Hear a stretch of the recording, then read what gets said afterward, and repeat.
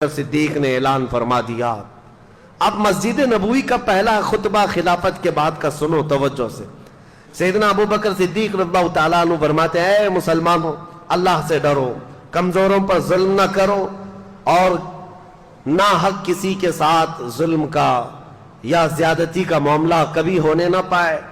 اور یہ خطبے میں آپ نے فرمایا، سب کے سب اس بات پر گواہ رہو کہ اگر بال برابر بھی میں رسول اللہ صلی اللہ تعالیٰ علیہ وسلم کے طریقے سے ہٹ کر کے کوئی کام کرتا ہوا نظر آ جاؤں تو تم لوگ اپنی تلواروں سے مجھے سیدھا کر دینا۔ یہ وقت کا خلیفہ کہہ رہا ہے۔ حضرت ابو بکر صدیق نے فرمایا، اگر میں بال برابر بھی ہٹ جاؤں تو تم اپنی تلواروں سے مجھے سیدھا کر دینا، اور اگر رسول اللہ صلی اللہ تعالیٰ علیہ وسلم کے بتائے ہوئے راستے پر ہی چل رہا ہوں تو تم میری بات کو قبول کر لینا۔ اور اس کے بعد مسجد نبوی شریف امامت کے لیے آگے بڑھتے ہیں۔ عزیزان گرامی وقار، آج بھی وہ مصلی امامت موجود ہے جہاں میرے آقا نے امامت فرمائی، وہ مسجد نبوی کا شروع کا حصہ۔ نبی پاک صلی اللہ تعالیٰ علیہ وسلم کا جو محراب ہے نا، آج بھی وہ مدینے میں ہے، مسجد نبوی میں وہ محراب ویسے ہی ہے۔ حضرت ابو بکر صدیق جیسے ہی آئے اس محراب کو آپ نے کیا کر دیا؟ بند کر دیا۔ جہاں رسول کریم صلی اللہ علیہ وسلم، جیسے یہ محراب ہے، اس محراب کو بند کر کے آپ نے دیوار چندی، ایک دیوار بنائی اور پیچھے آ گئے مصلی لے کر، پیچھے کی طرف آ گئے۔ لوگوں نے کہا وہ رسول اللہ کا محراب، رسول کریم صلی اللہ تعالیٰ علیہ وسلم کا محراب ہے، آپ نے وہاں پر دیوار لگا دی اور آپ پیچھے مصلی لے کر کے آ گئے۔ اللہ اکبر، کمال عشق دیکھو۔ کہتے ہیں میں نہیں چاہتا کہ جہاں رسول اللہ کے قدم ہو میرے قدم ہو، بلکہ میں نے مصلی پیچھے اس لیے ہٹا لیا کہ جب میں سجدے میں جاؤں تو میرا سر وہاں ہو جہاں رسول اللہ کے قدم تھے۔ بخدا خدا کا یہی ہے ڈر، نہیں اور کوئی مفر مقر، جو وہاں سے ہو یہیں آ کے ہو، جو یہاں نہیں تو وہاں نہیں۔ اعلیٰ حضرت نے جو فرمایا ہے، حضرت ابو بکر صدیق نے کہا کہ میرا سر وہاں لگے جہاں رسول اللہ کے قدم لگتے تھے، کیونکہ حضور پیچھے کھڑے ہوتے اور پیشانی حضور کی محراب کے اندر ہوتی۔ آپ نے وہ پیشانی کی جگہ حضور جہاں سجدہ کرتے تھے اس کو بند کر دیا، اس لیے کہ کبھی کسی اور کا پیر وہاں نہ پڑنے پائے جہاں رسول اللہ کی پیشانی لگی۔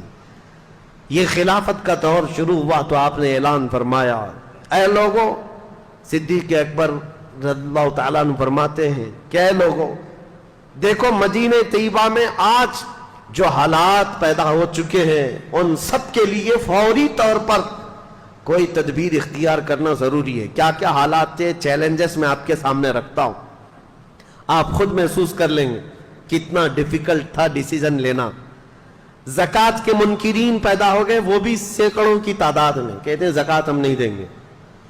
اچھا، ایک مسئلہ یہ تھا، حضور نے اپنی وفات کے چند دن پہلے ہی حضرت اسامہ بن زید، حضور صلی اللہ تعالیٰ علیہ وسلم کے منہ بولے بیٹے حضرت زید جو جنگ موطا میں شہید ہوئے، ابھی جمعہ کے بیان میں نے عرض کیا تھا، حضور صلی اللہ علیہ وسلم نے اپنا جھنڈا دے کر بھیجا تھا۔ موطا جارڈن کا ایک علاقہ ہے۔ یہ جنگ کیوں ہوئی تھی یہ بھی میں نے بتایا ہے۔ حضور صلی اللہ تعالیٰ علیہ وسلم کے قاصد صحابی حارث بن عمیر، یہ روم کے بادشاہ کے پاس خط لے کر کے جا رہے تھے، بیچ میں بلقا کا ایک بادشاہ شرحبیل جس کا نام تھا، اس نے گرفتار کر کے حضور کے اس صحابی کو رسیوں میں باندھ کر ٹکڑے کر کے قتل کیا۔ تو اب اس قتل کے خلاف ظاہر سی بات ہے حضور صلی اللہ تعالیٰ علیہ وسلم نے صحابہ کو جمع کیا اور 3000 صحابہ کی تعداد بھیج دی، جس میں حضرت زید بن حارثہ تھے، حضور کے منہ بولے بیٹے، ان کے ہاتھ میں جھنڈا دیا اور یہ فرمایا تھا ان کے بعد جعفر طیار جھنڈا لے لیں گے، ان کے بعد عبداللہ بن رواحہ، ان کے بعد مسلمان جس کو منتخب کرے وہ جھنڈا لے، وہ سپہ سالار ہے۔ اور جنگ موطا میں جیسی پہنچے تھے یہ 3000 صحابہ، رومیوں کی فوج 1 لاکھ کی تعداد کے برابر تھی۔ یہ صحابہ میں سے کوئی پیچھے ہٹا نہیں، 1 لاکھ سے لڑنے کے لیے تیار بھی ہوئے، لڑ پڑے۔ اور اس کے بعد حضرت زید بن حارثہ شہید ہو گئے، حضور کے منہ بولے بیٹے اس جنگ میں شہید ہوئے، پہلے شہید۔ اس کے بعد حضرت جعفر طیار جو حضرت علی کے سگے بھائی ہیں، ان کو رومیوں نے پیٹ سے بیچ میں کاٹ کر 2 ٹکڑے کر دیے تھے، وہ شہید ہوئے۔ تیسرے حضرت عبداللہ بن رواحہ، یہ بھی شہید ہوئے۔ حالات بہت سخت تھے جنگ موطا میں، تب سارے صحابہ نے مل کر کے جھنڈا کس کے ہاتھ میں پکڑایا؟ خالد بن ولید کے ہاتھ میں۔ یہ جنگ تھی پہلی خالد بن ولید کی۔ اس جنگ موطا میں 9 تلواریں ان کے ہاتھ سے ٹوٹی، اور اس کے بعد انہوں نے جھنڈا گرنے نہیں دیا تھا۔ 3000 کی فوج کو لے کر 1 لاکھ سے لڑتے تھے، ایسے لڑتے تھے، صفوں کی صفیں درہم برہم کرتے تھے۔ شام سے پہلے رومیوں کی طرف سے اعلان ہوا کہ خالد بن ولید ایسا ہو گیا ہے کہ یہ بدکے ہوئے گھوڑے کی طرح صفیں درہم برہم کر رہا ہے، تم سب کے سب پیچھے ہٹ جاؤ اور ان کو جانے دے دو۔ رومی فوج پوری کی پوری پیچھے ہٹ گئی، اور جتنے مرے اس میں سے وہ چھوڑ کر پوری جنگ میں صرف 8 مسلمان شہید ہوئے تھے۔ 1 لاکھ لوگوں نے مل کر 3000 کا مقابلہ کیا اور 8 شہید ہوئے تھے۔ حضرت خالد بن ولید یہ پہلی فتح کر کے واپس لوٹ رہے تھے۔ جنگ موطا، یہ جنگ موطا 8 ہجری میں ہوئی ہے حضور کے۔ اس جنگ میں جو شہید ہوئے حضرت زید، ان کا غم تھا حضور کو۔ ان کے بیٹے اسامہ 19 سال کے جوان تھے۔ حضور صلی اللہ تعالی علیہ وسلم نے حضرت اسامہ کو سپہ سالار بنایا اور کہا رومیوں کو پھر سے ادھیڑنے کے لیے، ان کو اکھیڑنے کے لیے ایک فوج بھیجی جس میں 10,000 صحابہ جمع تھے۔ حضرت اسامہ بن زید کو مدینے سے روانہ کر دیا۔ اسامہ بن زید مدینے سے نکلے ہی تھے کہ حضور کی وفات ہو گئی۔ حضور کی وفات ہوتی اسامہ بن زید اور یہ پوری فوج ظاہر سی بات ہے مدینے واپس آ گئی۔ اب مسئلہ یہ تھا کہ حضور کی وفات کے بعد خلافت بھی قائم ہو گئی، حضرت ابوبکر خلیفہ بن گئے۔ اب کیا کرنا ہے؟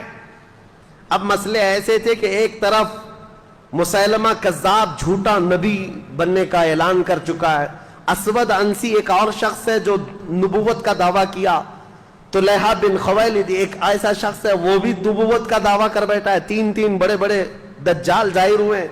ایک طرف زکوٰۃ نہ دینے کی ایک جماعت پیدا ہو گئی، مرتد ہو گئے، اور ایک طرف اسامہ بن زید کی یہ 10,000 کی فوج جو روم جا رہی تھی لڑنے کے لیے۔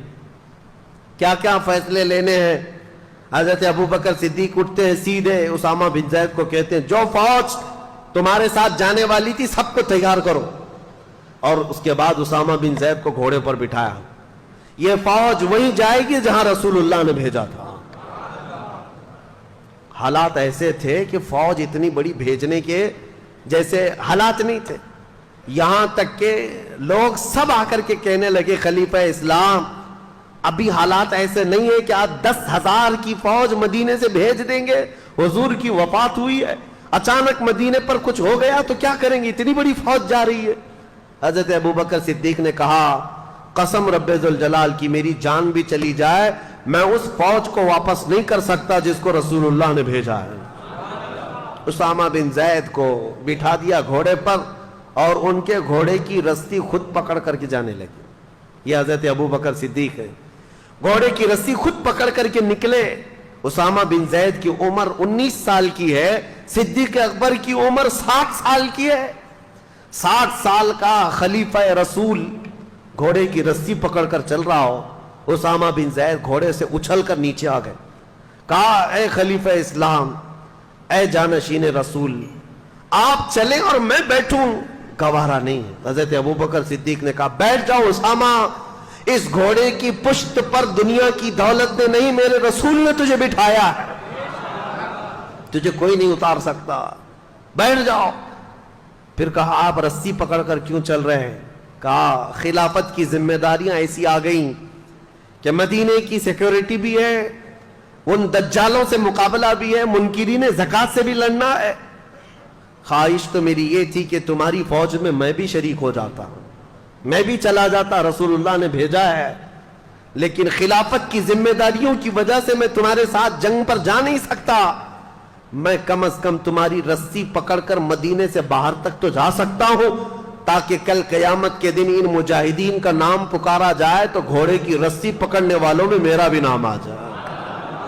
عزیزان گرامی، نیکی چھوٹی ہو کہ بڑی ہو، ابوبکر صدیق چھوڑتے نہیں تھے۔ صحابہ میں یہ بات تھی کہ حضرت ایک بار حضور صلی اللہ تعالی علیہ وسلم مجلس میں کہہ رہے تھے صبح صبح ہی فجر کی نماز کے بعد ٹائم کتنا ہوا ہوگا؟ حضور نے اعلان کیا کوئی ہے جس میں آج کسی بیمار کی عیادت کر کے آیا ہو؟ صحابہ کی جماعت، حضرت ابو بکر کھڑے ہوئے، کہا میں عیادت کر کے آیا ہوں۔ تھوڑی دیر کے بعد حضور صلی اللہ تعالی علیہ وسلم نے پھر دوسرا سوال فرمایا کوئی ہے جو آج ایک غلام آزاد کر کے آیا ہو؟ حضرت ابو بکر کھڑے ہو گئے۔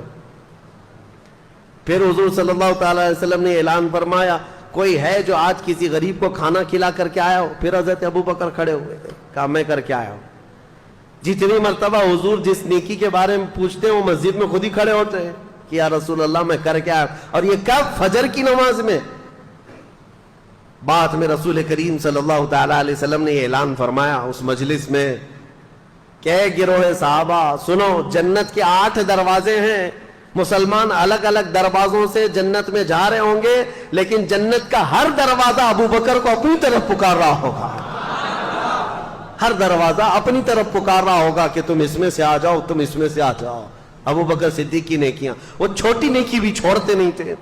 اسامہ بن زید کو روانہ کیا۔ اب ذہن حاضر رکھو، آپ سچویشن کیسی ہے میں خود پڑھ کر کے حیران ہوں۔ اس کے بعد حضرت خالد بن ولید کو بلایا، حضرت شرحبیل حسنہ ایک اور صحابی ہیں، ان کو بلایا، اور تقریباً اس میں بھی 2000 یا 3000 صحابہ کو جمع کیا اور کہا جاؤ اس مسیلمہ کذاب کا مقابلہ کرنا ہے جو جھوٹا نبی بنا ہوا ہے۔ یہ گئے جھوٹے نبی کے مقابلے کے لیے، جب گئے تھے لوگ، اس وقت حضرت خالد بن ولید اپنی ایک چھوٹی سی جماعت لے کر کے الگ اسود انسی اور طلحہ بن خویلد جو 2 اور جھوٹے نبی تھے، کہا میں ان کا کام پہلے کر کے آتا ہوں۔ حضرت خالد بن ولید گئے، ان کے مقابل میں کون کھڑا ہوتا؟ اسود انسی کو، طلحہ بن خویلد کے جتنے ہواری مواری تھے سب کو مار ڈالا، اور وہ ڈر کے مارے جھوٹا نبی ملک شام بھاگ گیا، اور روایت میں ہے کہ بعد میں مسلمان بھی ہو گیا، چھوڑ دیا۔ اسود انسی جو تھا اس کو اس کے قریبی لوگوں نے مار ڈالا۔ حضرت خالد بن ولید کی ہیبت ایسی طاری ہوئی، یہ 2 جھوٹوں کو مار کر کے حضرت خالد بن ولید پھر آئے شرحبیل حسنہ کے ساتھ۔ یہ 3000 صحابہ کی جماعت تھی، لیکن جیسے ہی گئے یہ مسیلمہ کذاب 30,000 لوگوں کو جمع کر چکا تھا۔ مجھے حیرت ہوتی ہے، رسول اللہ کے زمانے سے یہ زمانہ بہت ملا ہوا ہے، اتنے قریب کے زمانے میں جب 30,000 جھوٹے نبی کو ماننے والے پیدا ہو گئے تھے، تو آج قادیانیوں کی جماعت میں کیوں نہیں جا سکتے؟ ہوتے ہیں۔ یا ہمارے دور کا جو دجال 100 سال پہلے جو گزرا، غلام احمد قادیانی، اس نے بھی نبوت کا دعویٰ کیا۔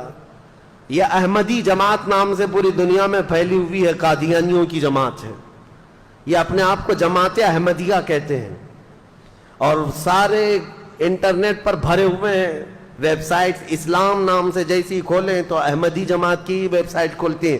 یاد رکھنا نوجوانوں، غلطی سے ان کے زہر میں نہ چلے جانا، ساری باتیں وہی کرتے ہیں، لیکن بعد میں چل کر کے اپنے جھوٹے نبی کا عقیدہ دھیرے دھیرے ڈالتے ہیں، اور یہ کہتے نہیں غلام احمد قادیانی کو نبی مان لو تو محمد صلی اللہ علیہ وسلم کے خاتم النبیین ہونے میں کوئی فرق نہیں آتا، وہ رسول اللہ خاتم النبیین ہے، لیکن یہ بھی نبی ہے۔